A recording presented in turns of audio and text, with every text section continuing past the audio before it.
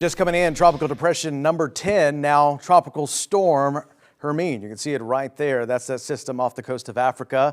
That won't bother us, but we continue to focus on tropical depression number 9, which will be likely tropical storm Ian as we head through the next 24 hours. And that's the system that we're keeping a very close eye on. So Hermine forms off the coast of Africa, no threat to us. What we're still watching is tropical depression number 9. There's a lot to talk about. So again, it can get confusing, but this will be named Ian very, very soon.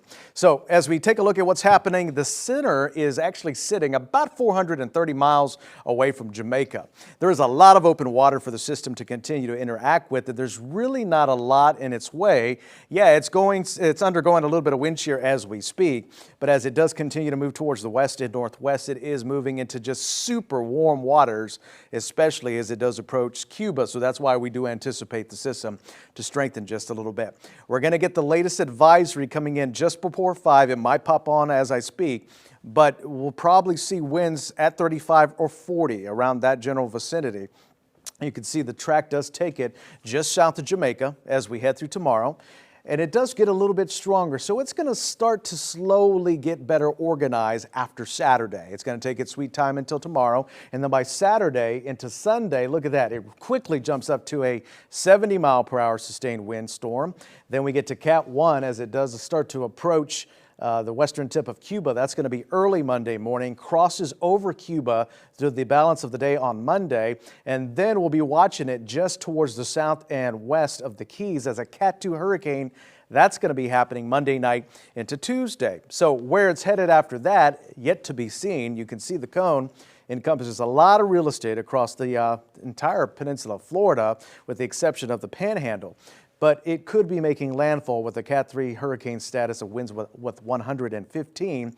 Anyway around it, wherever it does come, Tampa, back out towards Cape Coral, we're going to still see some sort of impacts. That's going to be wind, that's going to be rain, and it's also the threat for tornadoes. It's going to be fine-tuning what kind of impacts we're going to expect over the next few days.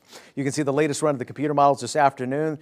They're really close together, so that's showing high confidence anywhere between Tampa back to Naples for a possible landfalling system as we go into Tuesday into Wednesday. Of course, as we get more data and as that starts to get inputted into the models, we'll have a better information to give to you about what's the timing looking like or where is it actually going to head.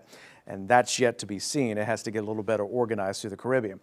Right now, we told you there are going to be a few afternoon showers. We actually have a weak front working its way in. We do have some showers up towards Indian River and popping through Okeechobee County as we speak. And as we go through the rest of your Friday, if you're headed out this evening, take the umbrella with you, especially as you're going to go out late tonight into tomorrow morning. Those rain chances will be starting to increase. Right now, it's dry through the Palm Beaches, but as that front drops to the south, we will start to see more showers arrive.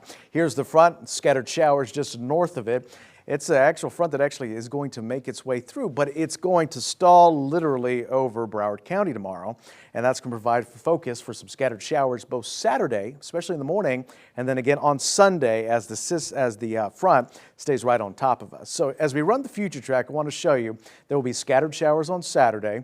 Then as we go into Sunday, it looks kind of blobbish because I'm using our long-range model to show you that there's tons more rain to come starting Monday into Tuesday with those outer rain bands. So again, heavy rains will be one of the impacts we'll definitely feel right here in South Florida, along with some gusty winds as well. It's going to be fine-tuning how strong those winds are going to be.